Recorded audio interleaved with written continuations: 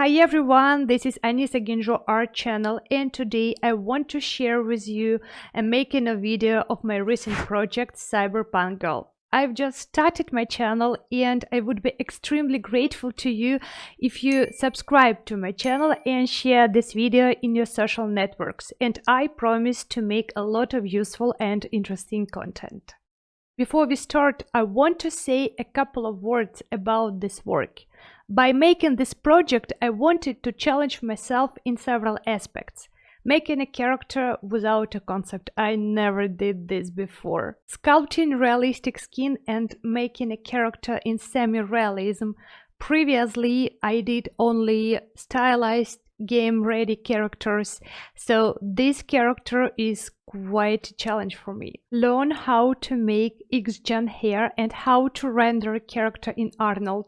I never rendered anything in Arnold because Arnold always seemed to me something extremely difficult.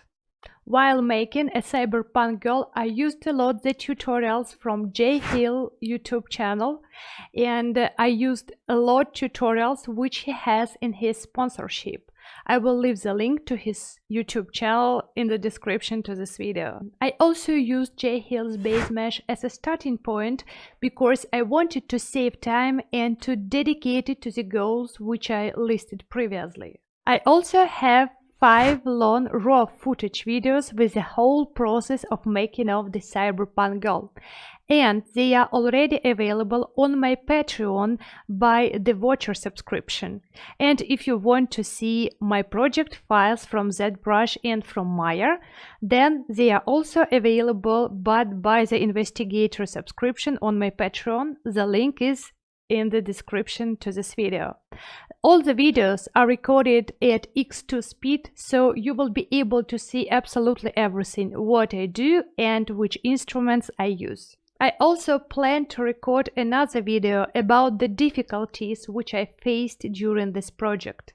If you're interested in such a video, let me know please in the comments. Well, I think right now I am ready to start, so let's make this character all together. The creation of any character always starts with a reference board. When I was a young 3D artist, I ignored this part, but right now I don't repeat such a mistake anymore.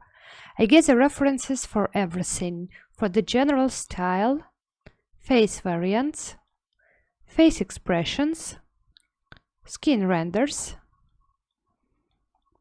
hairstyle, real skin photos, eyelashes, armor of course, and glasses. And right now let's jump straight to ZBrush. As I said, I start with Jay Hill's base mesh and immediately proceed to add in the hair. I don't have a picture in my head how the character should look like, so I just experiment with adding obvious things such as hair and clothes. Whatever I need to do, I almost always prefer to use a mask tool and extract a new mesh straight from the existing subtool. I convert it to Dynamesh because it is easier to search for shapes when you don't need to worry about the wireframe. Later, I will retopologize everything. All my high poly meshes always end up with a nice wireframe, but it will be closer to the stage when I finally feel confident about the general shapes. I also experimented with an open mouth, cigarette and round glasses. At the very beginning it seemed to me a good idea. However, later I would deny it and do another variant which you have already seen on the final renders. Eyes, here we are. It is important to draw the actual eyes if you don't want to face the situation when at the texturing stage you realize that you have a pop-tight character. It can happen if you don't sketch the eyes while sculpting. Eyebrows are also important. Despite I will change the facial proportions later, right now I need to see a character with as much details as possible to turn on my imagination. Here I use the same method as with the hair. Mask the area, extract from the mask, apply Dynamesh, modify the shape with moving edge polish brushes.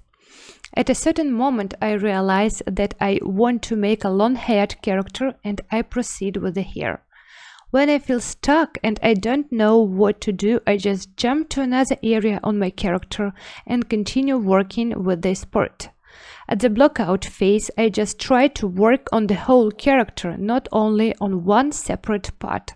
At sketching phase, I mostly use Move Brush, Clay Build-Up, Temp Standard, and Dynamesh. Making hair is one of my favorite things in making characters, so I can easily spend hours on sculpting the hairstyle. Here I feel it is time to work on the clothes, and here we are. You can see that again I use my typical method, masking and extracting. However, here I extract a mesh with 0 thickness. I plan to ZRemesh it and to extract the thickness with that modeler brush. Here it is better than Dynamesh because after ZRemesher I will receive a nice and clean wireframe. I don't plan to change it drastically, that's why I need a good final wireframe. You might have noticed that I spent some time in Photoshop to create kind of a concept, and now I try to follow it.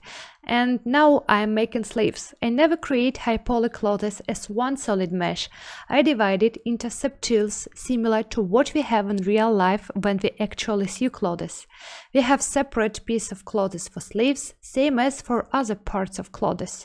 I do the same thing in 3D. That helps me to make believable clothes and believable seams where they can be in real life. I also use a crease tool to make accents. That's easier to do on the low poly mesh until you add subdivides. Now you can see me creating another part of the jacket absolutely the same way as I did before. Here I mask and extract with 0 thickness again, but before the remeshing, I decide to make a collar, which later I will also separate and make it a separate subtool. I can go through several ZRemeshing rounds until I am happy with the wireframe. ZRemesher doesn't know which variant I want and offers me different ones until I choose a variant I like. Back to hair again. Right now I am going to work a lot on it and to create separate hair strands, as I always do on my usual stylized characters. I spend time on this because when I will come to Xgen, I will convert these already made hair strands into guides, so it will save me time on creating actual Xgen guides in Maya. As you see, I mask a hair strand, separate it into another subtool, ZRemesh it, merge the vertices on the tips of the hair strands and close the hole in the root area. I use that modeler brush function stitch for making a tip and bridge to close the hole. Also, I apply dynamic subdivs to the hair strands and actually to all the meshes in the scene. Dynamic subdivs is the same as smooth preview in Maya. I use it a lot here. I keep everything in dynamic subdivs until I need to add details like folds or cracks. I work like this because it is much easier to edit a low poly mesh than a mesh with a real actual subdivs. To make a zipper, I use a standard brush with a curve. I don't like the way it works, that's why I delete half of the zipper parts and make it manually by duplicating a piece of it and placing where needed. Now I decide to make more cyberpunk glasses. My almost standard pipeline: masking, extracting, dynameshing, and then retopologizing in Maya. I want to have a full control on the wireframe here. That's why I am making a manual retopology, not ZRemesher. Manual retopology I always do in Maya. To my mind, the retopology tools in Maya are one of the most convenient. Long ago I used also Topogun, but I finally ended up with making the retopo in Maya. From time to time I go into fixing the actual face. It seems to me I lost somewhere the video where I spent hours on working on the face. Anyway, I keep on adjusting the face when I already have a lot of other stuff done. Because of these things helps me to feel the character and to understand better what kind of face I want to make. When you don't have a concept, you spend really a lot of time on various faces until you find the one which you like. Time to work on the jacket again. Right now I am pretty happy with the block out of the jacket and I go into making folds. I think I will record a separate video on how to make folds in ZBrush later. Let me know in the comments if you want such video. For sculpting folds, I use standard brushes such as Dam Standard, Clay Build-Up, Smooth, Pinch, and sometimes H-Polish. I don't like any folds custom brushes which you can find in the internet, because all of them create absolutely same folds, and then you need to spend time to make them looking unique using standard brushes which we have in that brush. So I just don't get a point of using folds brushes at all. To make the folds in ZBrush takes about 4 hours in average, maximum 6. I also don't use Marvelous Designer to simulate Clothes because it will not give me the folds where I want. To make the lead parts on the jacket, I use that modeler. First, I make and extrude inside where the lead parts will actually be, and then I duplicate the jacket subtool and delete everything except the polygons which I will need to extrude to create actual lead parts. This character is designed just for aesthetic render, and I wanted to make a face expression. I didn't want to make a rig in the end, so the decision was to make face expression straight on the high poly. On my ref board I had several face expressions which I liked, and I spent about 4 or 5 hours to make a draft sketch of them all. Here you can see me making the variant from which I actually refused in the end, because it was reminding me of the face expression of Jay Hill's Cyberpunk Girl. Making expressions in ZBrush turned out to be pretty simple. You just turn off the symmetry and enjoy the process. Don't forget to save the original face in case you will need to go back to it. Again, no secret brushes here, all the standard ones: Move, Clay Build-Up, Dam Standard, Pinch, Hard Polish and Smooth. As you can see, I sculpted 5 face expressions. In the middle is the face which I selected. By the way, it was the face which I sculpted the first. I also liked the other expressions, but this one seemed to me the most successful one. When I started this project, I didn't plan to make an armor, but one day I woke up and realized that she would be looking more interesting with armor parts. Here we see same story. Mask in the area where the armor is going to be, extract and start playing with shapes and ideas. References which I gathered helped me a lot here, and somehow I made a draft sculpt in about an hour, and surprisingly I was happy with it. I also wanted to make lead parts on the armor, so when you see me painting light blue areas here, it means that here I plan to insert the lead parts. When I am happy with what I sculpted, I go to Maya to make the actual armor. Here I prefer manual retopology again, because I need to have a full control over each vertex I made.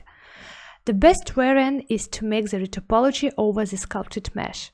As you can see, I retopologized it as if the armor consists of separate parts, and I don't retopo the thickness.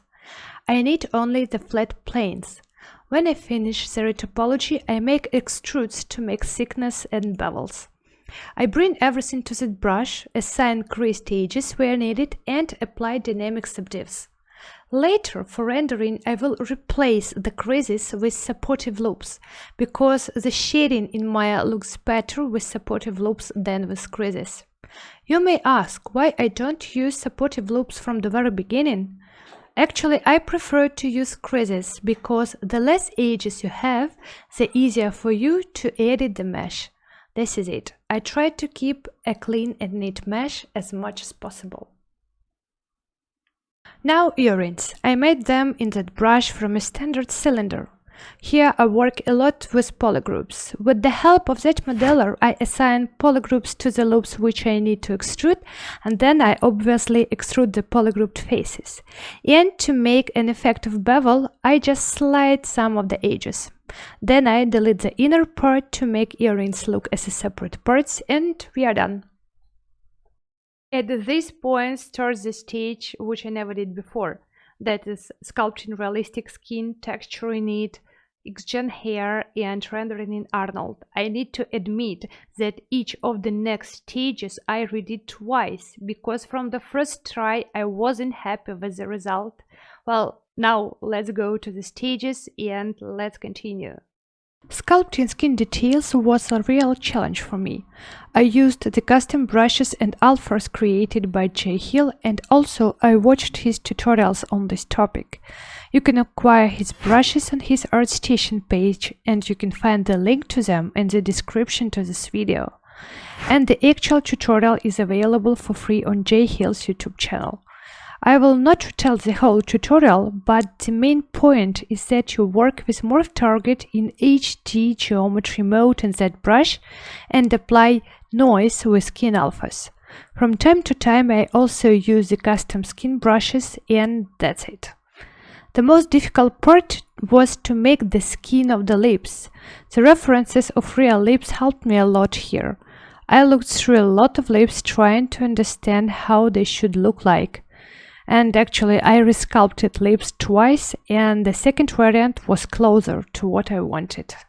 In the Jay Hill's base mesh the UVs were already there, so I didn't need to do them again. But I needed to create UVs for the jacket, armor parts and the underwear clothes. I did them in Hedus UV layout. I love this program more than Maya for UVs. It is always easier for me to make UVs in UV layout than in Maya. I also can recommend Rhizome UV, but I just know better UV layout, that's why I use this program. Overall, I had 4 UV sets, one for skin, one for jacket, one for armor, and one for underwear. Now about the texturing part. I baked displacement, normal map, and ambient occlusion straight in ZBrush. Displacement I need for rendering in Arnold, normal and ambient occlusion I used in Substance Painter for texturing. I plugged in the normal map as well as ambient occlusion and baked curvature and thickness from the normal map in Substance Painter. Here, you can do it in Substance. Before the Jay Hill's tutorials, my pipeline in texturing skin was as following. I created a base color of the skin and then started adding color variations to the face. Usually I spent on this plenty of time and hundreds of fill layers in Substance Painter. My computer used to start working very slowly, and I was finishing texturing when my computer actually was refusing to continue working. Jay Hill shows a very logical to my mind and perfect pipeline how to make skin without thousands of layers. He has a free tutorial on his channel and also a full-length video in his sponsorship videos. I was following his full-length video and repeated step by step what he was doing. The general idea of his method is that first you create a subdermal layer, red layer, add the different generator noises, veins, purple zones, etc. Just make it look inconsistent, not like a flat red color. When the subdermal layer is done, I go into making the actual dermal layer over the red one. I use mostly smooth noise brush to make this layer semi-transparent where I need it. On top I add the dirt, freckles and other details by the curvature map and other generators. From time to time I go back to change slightly colors if I feel that I need to do it. For the lips I create another group of layers with the mask for actual lips and painted them. Here I also used the baked curvature map to generate the details. And at the final stage I make roughness map and specular. To render skin I don't use metalness map, only base color, roughness, specular and displacement. The makeup I paint separately, and later I will use the lace shader in Arnold to apply it to the character. As for the jacket, the baking process was same as for the head. I made the UVs in Hedus UV layout and copied them to the lowest subdivision level to the jacket subtool in ZBrush. In order to avoid artifacts while baking, I moved apart all the parts of the jacket. I baked displacement, normals, ambient occlusion in ZBrush, but curvature and thickness in Substance Painter. To texture the jacket, I used the material which I inherited from one of my commercial projects. I liked it so much that I wanted to create something with this material. The base for this material is a car iridescent material. To my mind, it creates a nice cyberpunk effect. I was thinking about making jacket blue colored or yellow, but ended up with red and a little bit purple. Before proceeding to Xgen here, I decided to set up a render scene to make sure that I can cope with Arnold. All my attempts to master Arnold before failed, and I thought I would never manage to render anything there. But here again, JHill's tutorials came to help me.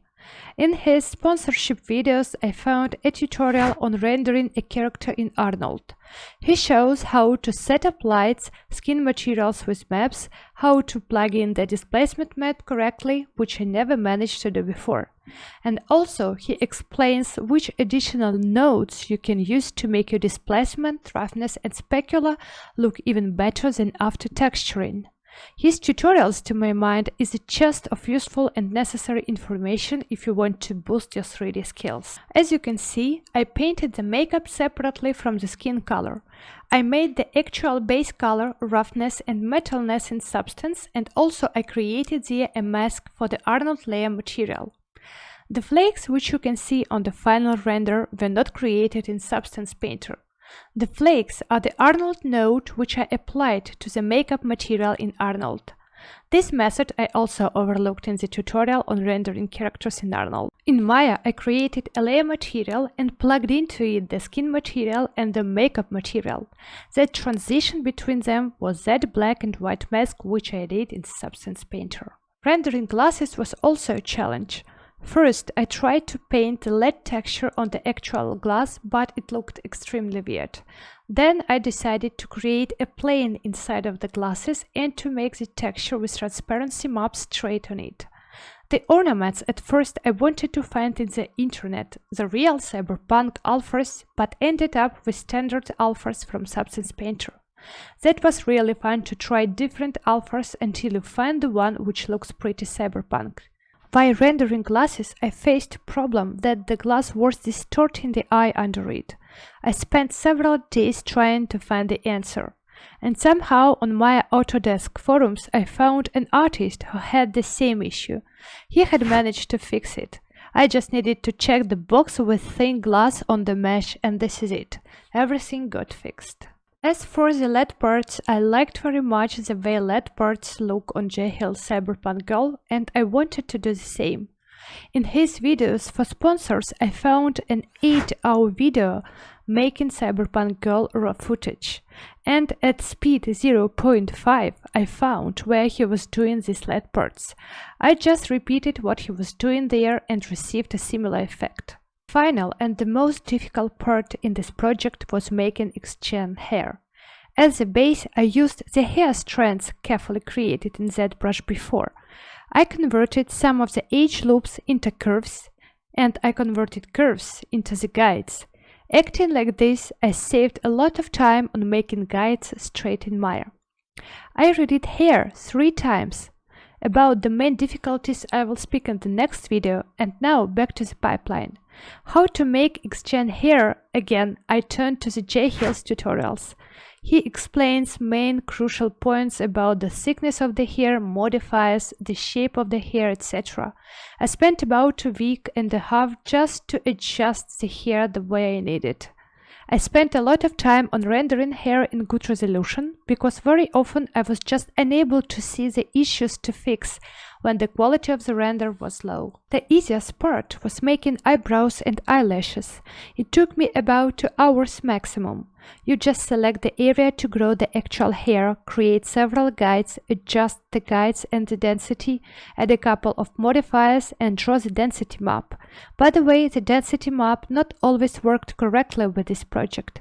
I have no idea why. Sometimes on the black areas where there should be 0 amount of hair, I saw 1 or 2 pieces of the hair. That's weird. I don't know why it was happening, but it was. As a rule, which I never break, I had a reference on how the lashes and eyebrows should look like. At first, it seems to be a thing which quite obvious.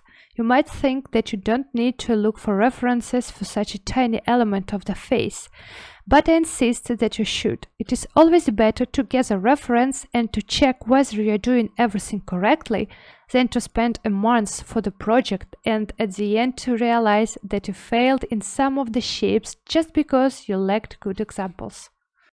When the hair meshes are ready, I convert them into interactive room and started experimenting with the Arnold hair material and colors.